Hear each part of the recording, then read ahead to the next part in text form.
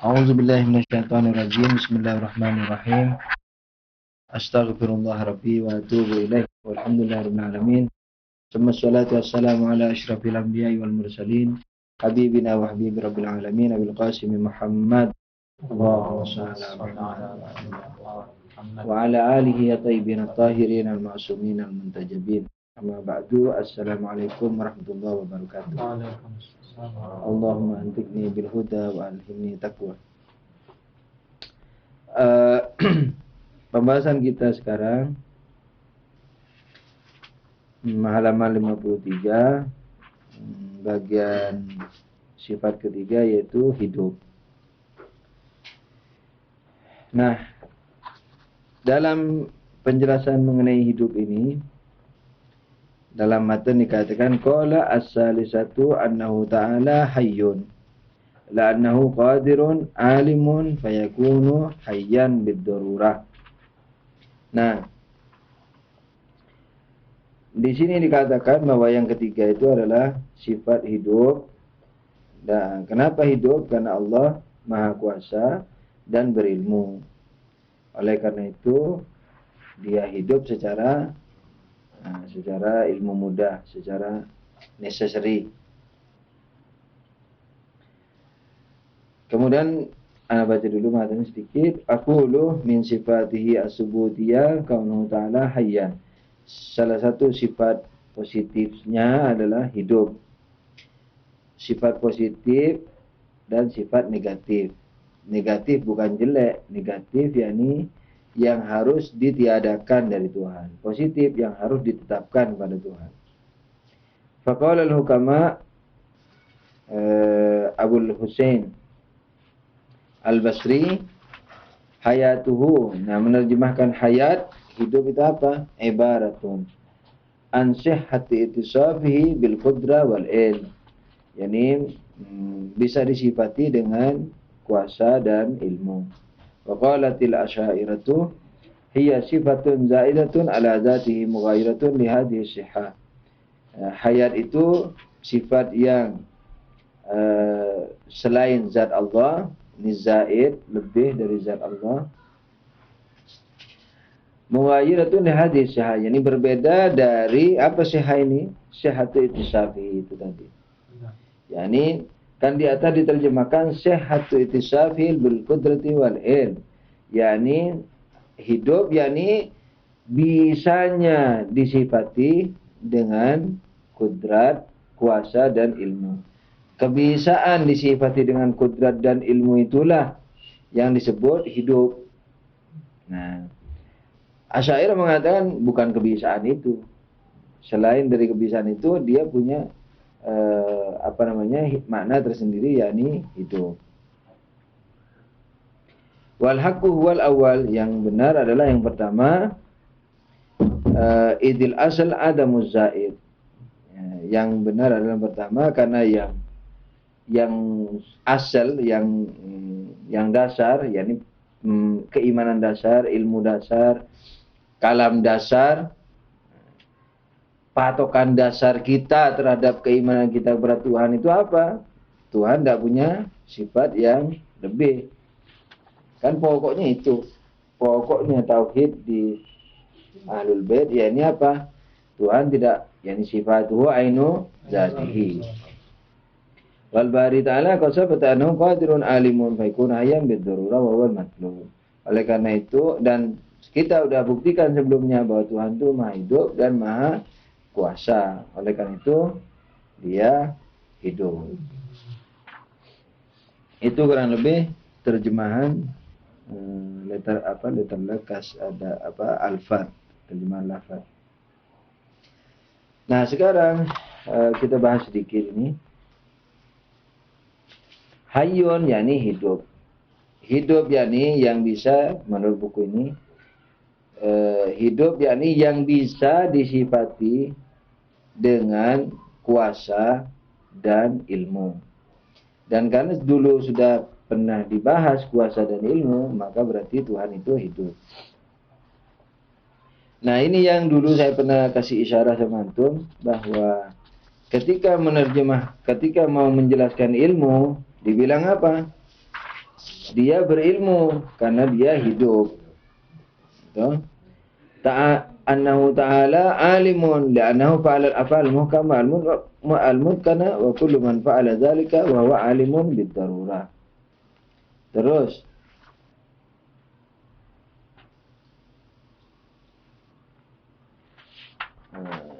dulu uku ilmu ta'ala biman tasawuf nisbi jamin ma'lu ilahi li'annahu hayyun. Nah, gimana? Wa kullu hayyun. Iya. Di halaman 51 qala wa ilmuhu yata'allaqu bi kulli ma'lumin litasawi nisbati jami'il ma'lumat ilaihi. Kenapa? Li'annahu hayyun wa kullu hayyin yasihu an ya'lam kulla ma'lum. Nah, ilmuhu waktu berdalil dengan ilmunya memang tidak berdalil dengan dengan hidup. Beliau mengatakan dia itu berilmu. Kenapa? Karena mencipta hal-hal yang mutkan, yang muhkam, yang hikmah. Hikmah itu muhkam, bukan santun. Hikmah yakni muhkam dalilnya. Nah, alam ini muhkam susunannya. Kuat susunannya, hebat susunannya. Nah, karena hebat susunannya, maka dia pasti apa? Alim. Nah, tapi ketika menjelaskan bahwa ilmunya berhubungan dengan seluruh keberadaan, beliau mengatakan li'annahu hayyun, karena Tuhan hidup. Wa kullu hayyin yasihan ya'lam kulla ma'lum. Nah, dan karena dia hidup, maka layak untuk mengetahui semua. Fa yajibu lahu dzalik. Liistihalati ibtikari ila ghairihi. Jadi dalilnya ini dulu kalau nggak salah sudah kasih isyarat bahwa awalan hidup belum terbukti. Jadi ini bukan semacam argumentasi filosofi, tapi semacam ikna'i. Jadi membuat orang percaya. Yang kedua, hidup dengan ilmu tidak ada hubungannya. Orang bisa saja hidup tapi tidak berilmu. Nah, Tuhan bisa dikasih hidup didalili dengan hidup dia berilmu kalau ditambahi hal lain seperti ini sekarang liistihalati iftiqarihi ila ghairihi, karena dia tidak perlu yang lain. Jadi sebenarnya dalil bahwa Tuhan itu hidup dan karena hidup layak mengetahui itu bukan dalil sebenarnya. Yang dalil itu apa? Adalah bahwa Tuhan tidak perlu kepada yang lain. Nah, itu. Karena Tuhan tidak perlu kepada yang lain, maka Tuhan tahu. Tidak perlu diajari. Kalau Tuhan tidak tahu, berarti perlu kepada yang lain. Tuhan ngajari. Jadi sebenarnya di situ. Nah, kalau kita sekedar mau cari Tuhan saja untuk pribadi, bukan untuk alim-aliman, bukan untuk menjadi alim sehingga tahu banyak pandangan segala macam. Sebenarnya dalil yang paling cespleng menurut ana itu ketidakterbatasan Tuhan. Itu paling ampuh. Tuhan itu dibuktikan ada enggak? Ketika terbukti adanya, dibuktikan ketidakterbatasannya. Nah, ketika Tuhan tidak terbatas, selesai sudah. Mau bicara apa udah selesai di situ. Tuhan satu apa dua? Tidak mungkin dua. Kalau dua terbatas berarti. Tuhan berilmu enggak? Nah, tak mungkin tak berilmu. Berarti kalau tak berilmu berarti terbatas. Tuhan hidup atau mati? Tidak mungkin mati. Gitu. Kalau mati berarti terbatas. Lemah enggak, bosan enggak, jenuh enggak? Jenuh terbatas. Makanya semua. Bisakah Tuhan meletakkan orang soleh ke neraka? Kalau orang karena ingin menghormati Tuhan mengatakan bisa. Tuhan bisa saja dilakukan sama Tuhan katanya. Pertama karena kuasa, yang kedua siapa yang mau larang? Gitu. Itu berarti terbatas Tuhan. Kalau Tuhan meletakkan orang soleh ke jahanam, mana hubungannya? Hubungannya karena Tuhan bohong, karena Tuhan menyakiti orang tanpa salah. Ketika menyakiti tanpa salah, itu berarti ada sebabnya kayak pencuri. Apa sebabnya mencuri? Lapar. Apa sebab mencuri? Tidak tahu. Lengah, bodoh, lalai. Nah, itu semua sebab keburukan itu muncul dari kekurangan itu. Kalau Tuhan menyiksa orang tanpa salah, berarti ada hal kenegatifan. Ya, Tuhan lupa, Tuhan emosional, Tuhan apa saja yang menunjukkan keterbatasan. Jadi kuncinya yang terampuh itu di ketidakterbatasan Tuhan. Hidup ini juga demikianlah. Ketika menjelaskan hubungan ilmu dengan muta'allaqul ilm, ini objek ilmunya. Ketika menerangkan objek ilmu Tuhan, Sahibul Kitab mengatakan apa? Karena dia hidup. Ketika menjelaskan hidup, kenapa hidup? Karena punya ilmu. Nah, ini menurut Anda kurang fani. Kurang seni. Bukan dalil daur. Tidak juga, tapi kalau daur itu betul-betul saling menguatkan, daur itu biasanya dipakai, argumentasinya daur, tapi pada hakikatnya tidak daur. Yakni daur itu A tergantung sama B, B tergantung sama A, itu daur. Hakikat A-nya itu. Jadi hakikat ilmunya tergantung sama hayat, hidup. Hakikat hidup tergantung sama hayat, itu baru daur. Tapi kalau ini penjelasannya aja, dia menggunakan hayat ketika menjelaskan ilmu. Nah, dia menggunakan ilmu ketika menjelaskan hayat, hidup. Nah, di sini daurnya dalam taktik berargumentasinya. Tapi kalau dia ditanya apakah hayat tergantung sama hidup, enggak. Seandainya dia membuktikan bahwa ilmu itu tergantung sama hidup, setelah itu hidup tergantung sama ilmu, baru itu daur. Tapi dia tidak mau menceritakan keberadaan ilmu dari mana, keberadaan hidup dari mana. Dia cuma gejalanya, karena dia hidup pasti berilmu. Karena dia berilmu pasti hidup. Gitu. Kalau yang pertama itu misalnya karena dia berilmu maka dia hidup. Nah, ini yang benar. Tapi ini juga bukan argumentasi yang fun, yang cespleng, yang canggih. Karena dia berilmu maka dia hidup. Tapi kalau karena dia hidup berilmu, maka dia berilmu secara basit, secara sederhana. Yani sederhana maksudnya kebodoh-bodohan. Yani sederhana yang tidak dalam. Yani apa? Tidak ada hubungannya hidup dengan ilmu. Tapi ketika ilmu sudah pasti hidup. Tidak mungkin yang berilmu tak hidup. Itu benar di situ. Yani bahwa jadi waktu menjelaskan hayat, kenapa dia hidup? Karena dia berilmu, ada benarnya. Sebab yang berilmu pasti ada hidupnya, tapi itu juga dalil dari lazimnya. Jadi dalil dari malzum ke lazim. Malzumnya apa? Ilmu. Lazimnya ilmu hidup. Tapi hidup melazimi ilmu enggak. Tapi ilmu melazimi hidup, iya. Gitu. Ini yang isyarat yang pertama. Nah, qadirun juga begitu. Qadirun yulazim apa? Hidup. Tapi hidup la yulazimun qudrah. Bisa hidup orang sederhana. Kalau ditambah-tambahi filsafat, iya hidupnya Tuhan. Nah, ya berarti kamu tidak berdalil dengan hidupnya Tuhan. Hidupnya Tuhan yang luar biasa, berarti luar biasa yang ghani itu, yang maha kaya, yang tak perlu sesuatu, itu sebenarnya yang jadi dalil. Kan dia bilang begini, hidupnya kamu la yulazimul ilm, tidak mesti mengkonsekuensikan ilmu. Tidak mesti mengkonsekuini ilmu. Tapi hidup Tuhan mengkonsekuini. Di mana? Karena Tuhan tidak perlu apa-apa. Tidak terbatas.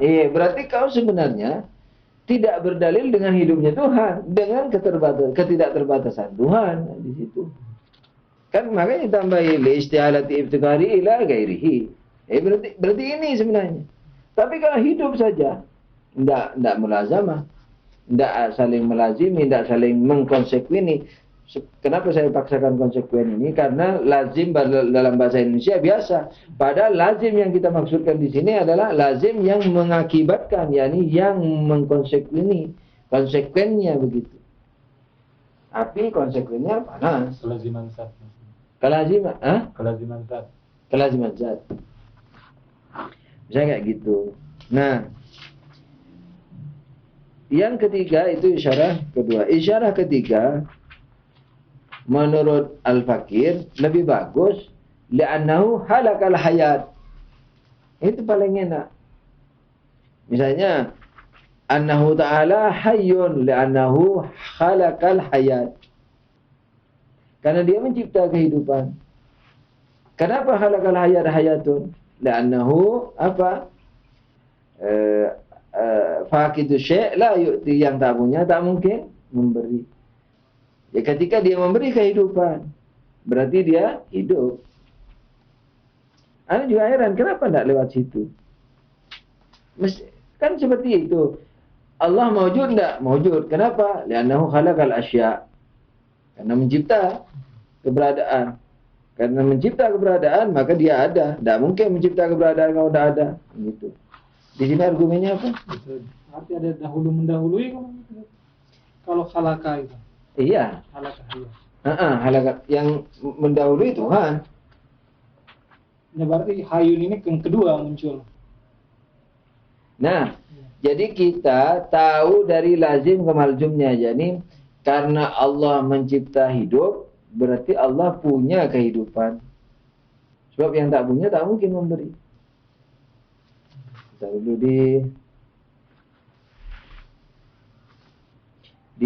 di sini apa waktu itu? Anda sudah lupa juga. Waktu membuktikan wujud Tuhan. Fi isbat wajibul wujud ta'ala. Kullu ma'kulin imma an yakuna wajibal wujudi fil kharij li dzatihi wa imma mungkin wujud. Wa imma mudamul wujud li dzatihi.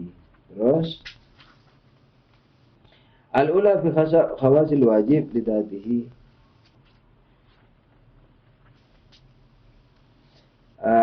Al-ula annahu la yakunu wujuduhu wajiban lidalil wala syakka fi anna huna mawjudan bidarurah. Ini toh dia berdalil la syakka fi anna huna mawjudan bidarurah, untuk membuktikan wujudnya Allah. Apa? Kita lihat nih, setelah dia nerangin apa wajibul wujud, apa mungkinul wujud, apa mumtanil wujud, apa wujud wajib, apa wujud mungkin, apa wujud terlarang. Setelah dia terangin itu, mulai dia berdalil. Kita ngelihat ada wujud bidarurah, necessary knowledge, badihi, ilmu mudah, segala macam jelas. Nah, wujud yang ada ini apa? Kalau mungkinul wujud, perlu kepada wajib wujud. Kalau wajibul wujud, ya sudah, itu Tuhan. Nah, ternyata mungkinul wujud, berarti perlu wajibul wujud. Nah, kenapa waktu bahas hayat, misalnya, atau ilmu, innahuna ilmun bidarurah, innahuna hayyun bidarurah. Di sini kita lihat ada ilmu, jelas. Di sini kita lihat ada hidup, jelas. Nah, hidup ini, itu wajibul hidup atau mungkinul hidup. Ilmu yang kita punya ini wajibul ilmu atau mungkinul ilmu. Itu diteruskan, itu mukadimah yang pertama dari pengertian wajibul wujud, mungkinul wujud, mumtanil wujud, terusin sampai ke sini. Nah, itu. Jadi ketika dia membahas wujud Tuhan, huna maujudun bidarurah. Nah, di sini hidup juga begitu. Huna kehidupan bidarurah. Huna ilmun bidarurah. Nah, ilmu ini wajib atau mungkin? Kalau kita katakan mungkin, berarti perlu kepada wajib ilmu. Itu wajib ilmu, yakni yang wajib ilmu, yakni yang tidak dicipta, yang tidak diberi. Itu. Maka itu Tuhan, karena kita lihat ilmu, berarti wajib ilmunya, mungkinul ilmu yang ada pada kita ini kembali kepada wajibul ilmu yang ada pada Tuhan. Jadi ilmuhu itu bukan hanya kita tetapkan sama Allah, menjadi wajibul wujud. Makanya manfaatnya banyak. Makanya Allah julukannya apa? Wajibul wujud min kulli jihad. Ketika Allah sudah wajibul wujud, wajib ada dari seluruh sisinya. Hidupnya, ininya, kudrahnya, terus kemudian hayatnya, hidupnya, ilmunya. Itu wajibul wujud sudah. Tidak terbatas. Udah begitu. Atau misalnya huna ilmun. Di sini ada ilmu. Huna hayatun. Di sini ada kehidupan. Nah, hayatnya ini apa? Mungkin apa wajib? Mungkin, karena dulu tidak ada. Ilmu yang ada pada kita sebelum ngaji nggak ada. Hidup yang ada pada kita sebelum lahir nggak ada. Berarti kita diberi sama yang lain. Diberinya sama yang lain itu wajibul wujud apa tidak? Kalau mungkinul wujud, kembali kepada wajibul hidup yang lain. Terus kembali kepada ilat yang lain sampai berhenti pada wajibul ilmu atau wajibul hayat. Nah, itulah Tuhan. Gitu. Nah, kenapa dari misalnya membuktikan hayun perlu kepada ilmun, ketika membuktikan ilmun perlu kepada hayun, sehingga ya punya dimensi daur, agak ada daurnya, tapi bukan daur. Karena beliau tidak mengatakan ilmu perlu kepada hidup, hidup perlu kepada ilmu. Sekedar menggunakan dalil, kalau dia hidup pasti ilmu, kalau dia ilmu pasti hidup. Gitu. Jadi kalau kita berangkat dari wajibul wujud itu kayaknya lebih bagus. Gitu. Memanglah karena kita diajari juga, karena kita sudah ngaji berbagai kitab bisa ngomong begitu. Kalau enggak ya juga enggak bisa, ya sudah ini ya hebat sudah. Memang hebat, buku ini hebat sekali. Tapi mungkin kalau itu yang Anda menjelaskan seperti apa istilahnya, kayak kaidah kulli gitu. Jadi, semua sifat-sifat ini bisa masuk ke situ kembali. Iya. Jadi rata, istiqomah, enggak mundur, mundur lagi. Jadi ketika mukadimahnya di depan sudah genah, dibabat habis ke bawah itu. Makanya yang hadis, sifat-sifat yang hadis seperti pencipta, itu kan sifat baru. Sebab sebelum mencipta Tuhan tidak bisa dibilang pencipta. Nah, itu berarti tidak bisa masuk ke wajibul wujud min jamil jihad. Karena itu minal mungkin. Nah, dikembaliin dulu kemana? Ke sumbernya, yakni kudrah misalnya. Itu yang wajibul kudrah itu.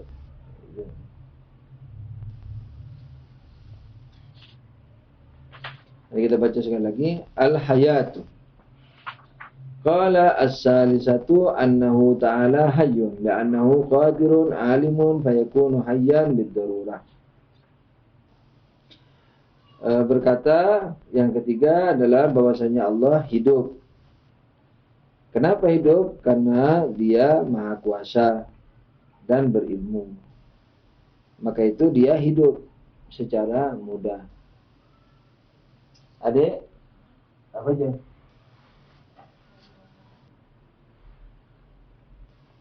Maka dia hidup secara mudah dipahami. Saya berkata, aqulu min sifati subutiyah, salah satu daripada sifat-sifat subutiyahnya, kaunu ta'ala hayyan, bahwa Allah apa? Maha hidup. Faqala al-hukama, para filosof berkata, wa Abul Husain al-Basri, dan Abul Husain Basri, hayatuhu ibaratun an sihhati ittisafuhu bil qudrah wal ilm. Hayat, yakni makna hidup itu bisanya disebut dengan bahwa bisanya disifati dengan hidup dan kudrah. Jadi, kudrah dan ilmu. Jadi kurang lebih maunya di sini bahwa antum mesti jeli ya, bahwa jadi ketika dikatakan bahwa hidup itu adalah sesuatu yang bisa disifati dengan kuasa dan ilmu, itu yang disebut hidup, berarti dia tidak mempunyai makna lain. dari apa? Kuasa dan ilmu. Itu satu. Jadi dia tidak bisa tidak keluar sebenarnya makna hidup dari selain kuasa dan ilmu. Nah, yang kedua, kalau Tuhan kuasa dan ilmu, tergantung kepada itu, bahwa dalam pemahaman kita, bukan dalam wujudnya, ketika kita, atau dalam wujudnya, ketika Tuhan hidup, ketika Tuhan kuasa, ketika Tuhan ilmu, maka itulah kehidupan. Itu sebenarnya, menurut Al-Fakir ini, itu sebenarnya bukan hakikat hidup itu. Lazimnya hidup.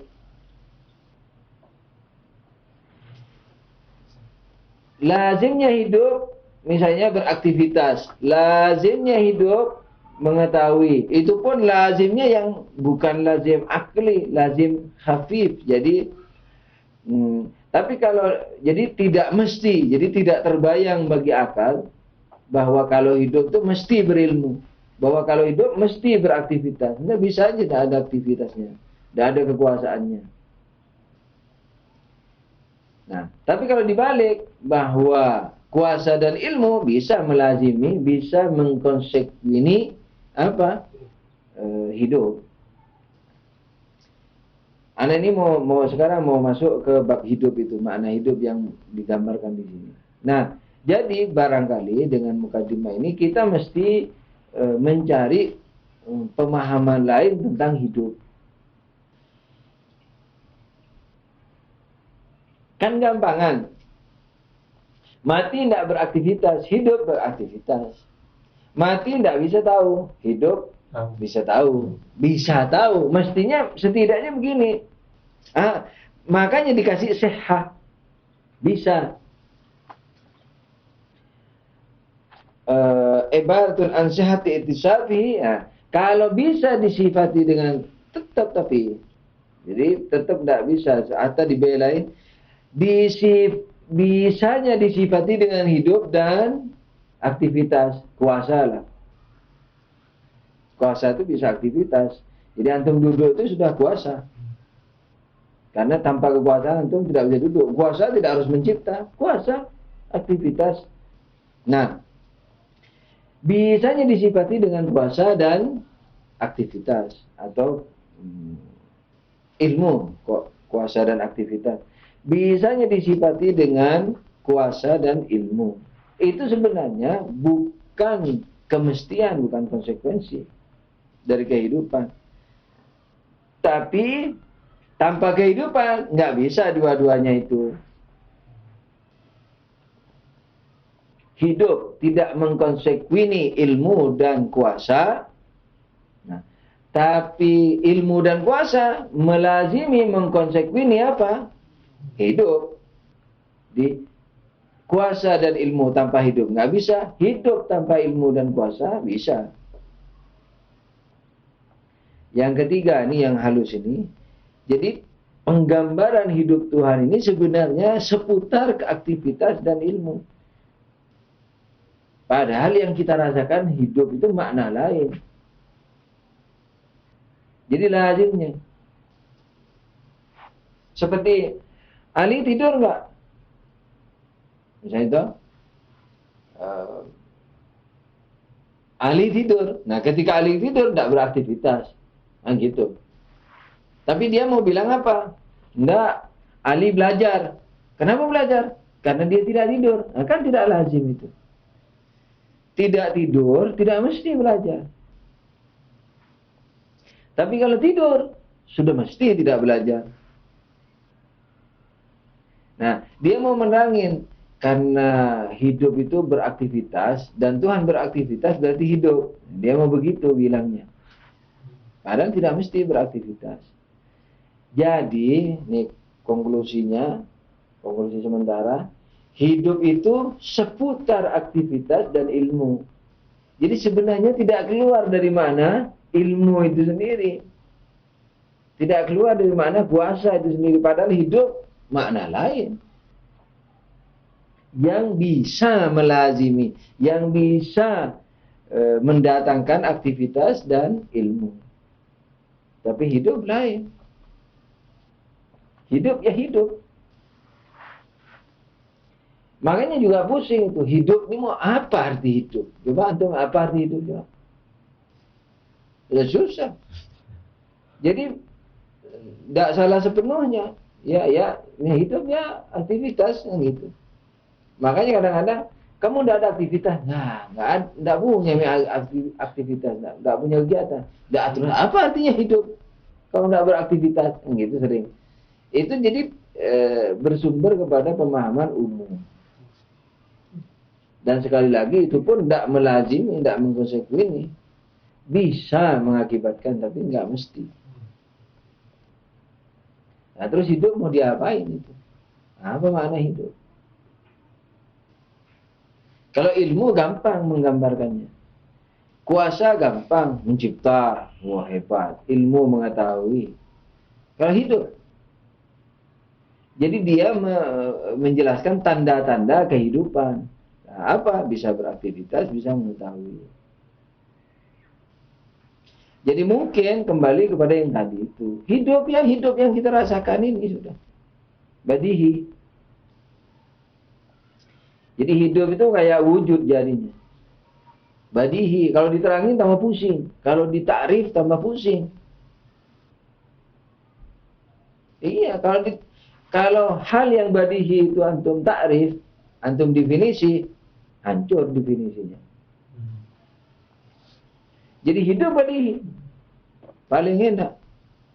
Bukan karena mau lari dari kesusahan. Ya, hidup daruri. Lana kehidupan. Lana hayatun. Nah, so, karena lana hayatun, hayatuna mungkinatun aw wajibah. Hayat kita mungkin atau wajib? Wajib tidak mungkin, berarti mungkin. Kalau mungkin perlu kepada wajib. Bahasa badal matlub, annallah hayatun. Lakin sunu makna hayat? Nah, makna hayat kita bilang badihi saja sudah. Kita dirasakan. Nah, jadi kalau mau menakrif dengan takrif lafzi, ilmu juga begitu, badihi. Masa ilmu mau diterangin lagi, ditakrif lagi, didefinisi lagi. Nah, orang ilmu itu yang mendefinisikan, yang menerangkan sesuatu. Ilmu itu yang menerangkan sesuatu. Bagaimana yang menerangkan sesuatu masih perlu diterangin lagi. Apa itu ilmu? Loh, tanya apa itu ilmu? Ilmu itu yang untuk menjelaskan hal-hal yang tidak diketahui. Lah ilmunya sendiri pusing. Apa definisi ilmu? Berarti dia masih perlu kepada lampu. Bukan ilmu berarti. Jadi badihi saja enak. Karena memang kenyataannya badihi. Kudrah juga begitu. Nah, jadi terus bagaimana dong? Ya udah, ta'rif lafzi. Penjelasan kata, bukan definitif. Bukan definisi logis, bukan logika, bukan filsafat. Penjelasan kata, gula apa? Ya gula putih, kalau gula pasir manis-manis dibuat dari tebu, kayak gitu penjelasan begitu. Nah, maka itu penjelasan di sini boleh orang rusak-rusak. Ilmu tergantung pada hayat, hayat tergantung pada ilmu, itu karena menunjukkan bahwa badihinya, jadi mau menakrif hal yang badihi. Makanya agak bagus kalau diterangin dari awal, ini badihiyun, wahada ta'rif, laisa ta'rif mantiki. Tapi ta'rif apa? Ta'rif lafzi. Jadi tidak dikritiki sama orang. Mau menjelaskan hidup tergantung kepada ilmu, menjelaskan ilmu tergantung pada hidup, tidak dikritikin sama orang. Oh iya, orang ini penjelasan lafzi, wah tidak bisa didefinisi secara logis, karena dia termasuk ilmu mudah. Begitu. Jadi enaknya hidup apa? Hidup badihiyat. Al-hayatu badihiyatun. Sudah. Itu. Terus kemudian kalau mau ditakrif secara lafzi terserah sudah mau apa aja. Ya, gejala kehidupan misalnya beraktivitas dan segala macam. Kudrah, ilmu. Jadi maksudnya apa? Ilmu tanpa hidup tidak mungkin. Puasa, mencipta tanpa ilmu tidak mungkin. Kok ilmu lagi ya? Hayat. Mencipta tanpa hayat. Mencipta tanpa ilmu juga nggak mungkin. Mencipta tanpa hayat nggak mungkin. Kuasa. Dia hebat, ngangkat besi 100 kilo. Orangnya ada? Nggak ada. Hidup? Nggak, mati. Bagaimana mati ngangkat? Nah, tapi itu tetap penjelasan kata. Jadi ilmu dan kuasanya Tuhan menjelaskan apa? Hidupnya Tuhan. Ilmu dan kuasanya menjelaskan hidup. Aktivitasnya kullu yaumin fisyan. Setiap detik dia maha beraktivitas. Nah, itu berarti apa? Hidup. Jadi enak begitu. Jadi ini kan hidup ini mau ditarik kepada kudrah sama ilmu. Hidup hal lain. Hidup hal lain mesti diterangkan kepada hal lain dong. Jangan dibalik. Kalau begitu hidup campuran antara ilmu dan kuasa. Atau minimal hidup dan kuasa, ilmu dan kuasa bagian dari makna hidup. Nah, hidup tersendiri. Itu lazimnya. Konsekuensi logisnya misalnya. Ataupun bisa menyebabkan ilmu dan kuasa. Jadi mesti dikeluarkan hidup dari seputar ilmu dan kuasa. Dia sifat mandiri.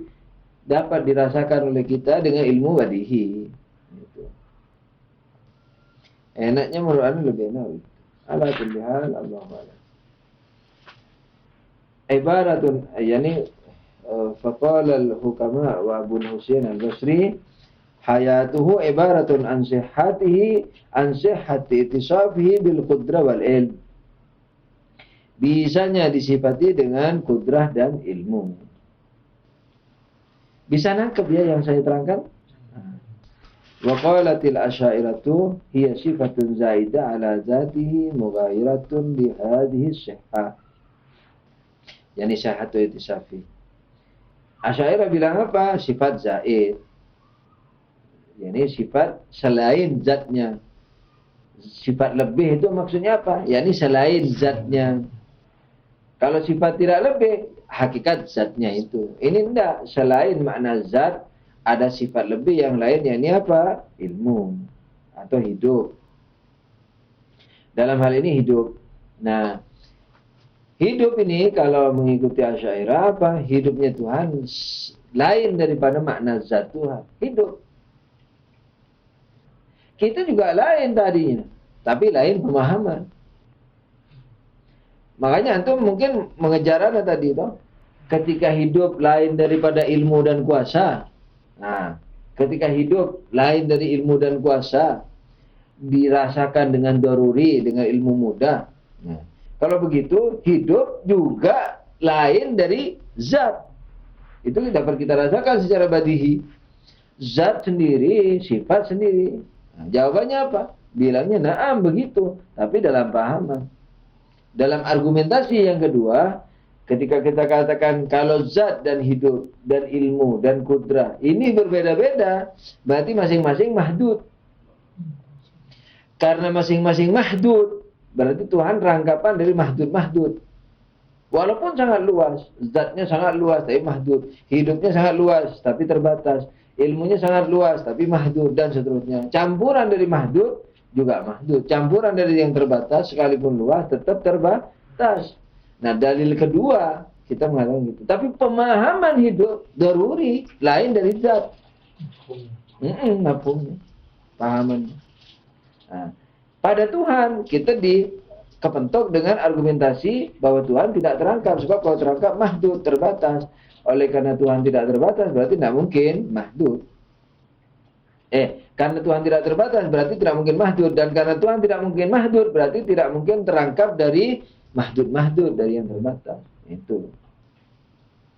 Nah, Asy'ariyah kebalikannya malah meletakkan kepalanya ke mulut singa.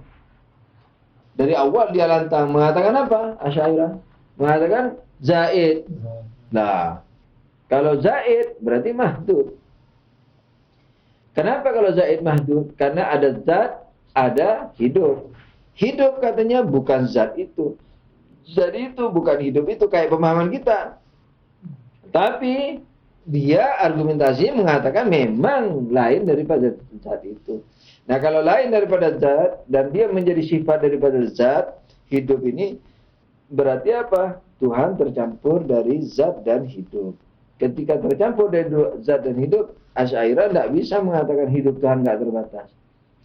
Tidak bisa mengatakan zat Tuhan tidak terbatas. Sebab ketika zat bukan ilmu, ilmu bukan zat bukan hidup, hidup bukan zat, berarti dua-duanya terbatas.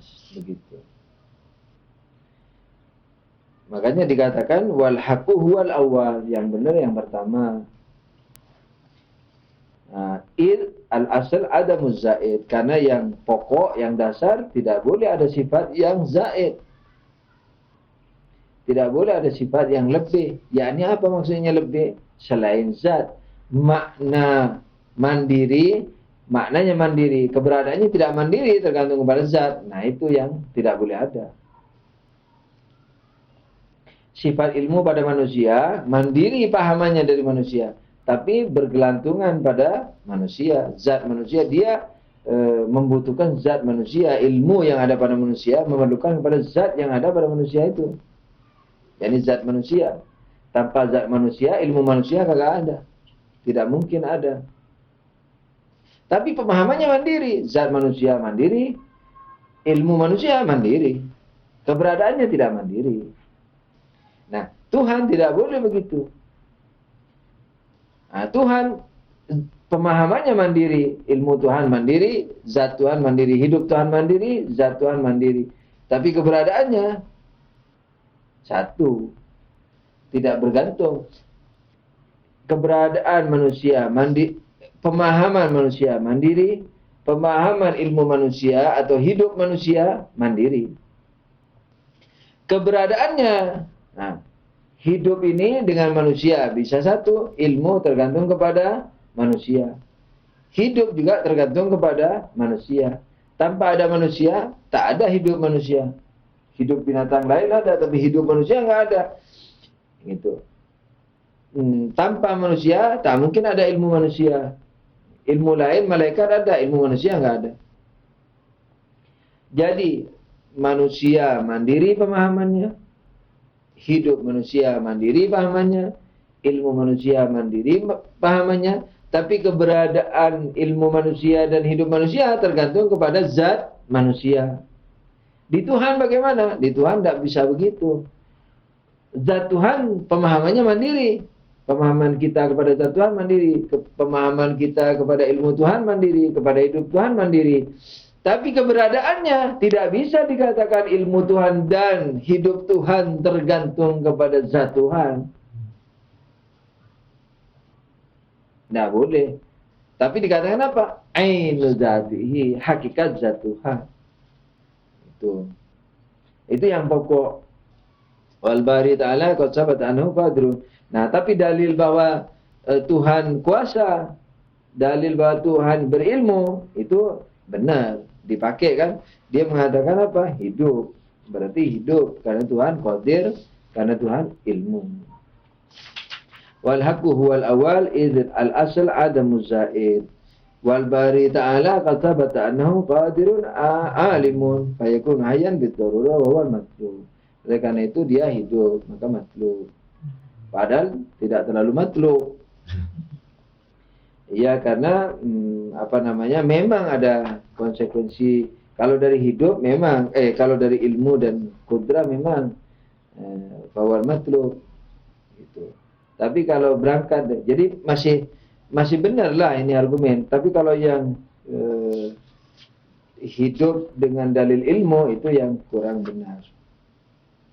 Tapi yang paling jasflang menurut ana bahwasanya ada hunaka hayatun bid-darurah, fa hadhihi al-hayat allati indana mumkinatun fatahtaju ila wajibatul hayat.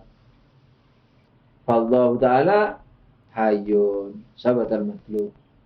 Nah, itu yang lebih jaslang di situ. Yakni apa? Bahwa kita punya kehidupan. Kehidupan kita ini mungkinul hidup. Hidup mungkin, bukan hidup wajib. Karena kita dulu nggak ada. sebelum hidup dan nanti bakal mati. Berarti mungkinul hidup ini, hidup mungkin ini perlu kepada wajib apa? Hidup. Kata batal matlub. Bahwa Allah Ta'ala hayyun bidarurat. Walhamdulillahirabbil alamin. Sallallahu alaihi Muhammad wa alihi tahirin. Allahumma shalli ala Muhammad. Masih pemanasan lagi. Lihat. Masih dalam hubungannya dengan ini tadi dikatakan apa yang hidup dengan ilmu itu, hidup dengan ilmu.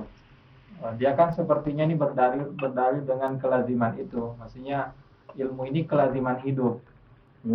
Katakanlah misalnya ketika dicontohkan ke manusia, kita misalnya hidup dan ilmu itu seakan-akan tidak bisa dipisahkan dari hidup.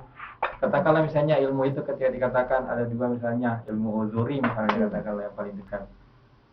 Ya itu sepertinya tidak bisa dipisahkan, kayak misalnya sifat zati kayaknya dari ruh manusia misalnya. Nah mungkin dengan contoh ini yang bisa mendekatkan penjelasan ini misalnya, bahwa dia berdalil dengan kelaziman sifat zati itu.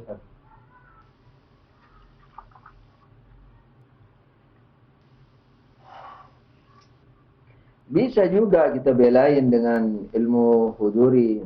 Kalau ilmu husuli jelas tidak, bahwasanya hidup melazimkan ilmu husuli enggak. Tapi hidup melazimkan ilmu huduri, itu mungkin masih bisa diterima, walaupun mungkin masih berat. Ana pikir masih agak berat. Karena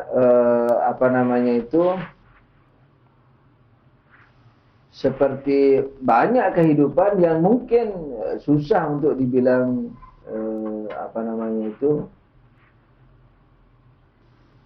kehidupan lemah ya, seperti binatang, seperti rumput. Kalau binatang masih bisa dikatakan walaupun nyamuk sadar keberadaan dirinya, itu ilmu huduri. Tapi kalau kayak pohon, jangan setingkat aspar lo bicara, setingkat buku ini. Ketika pohon punya ilmu terhadap dirinya, nah itu susah orang agak terima, dia hidup tapi punya ilmu huduri. Kecuali kalau kita sudah belajar misalnya aspar, sudah membuktikan ada unsur rohi, non materi di dalamnya. Nah, susah untuk setingkat di buku ini, kan kita bicara argumentasinya. Bukan bicara setuju nggak setujunya bahwa Tuhan hidup atau mati. Kita pasti setuju Tuhan hidup. Tapi membuktikan Tuhan hidup itu tidak terlalu casplang.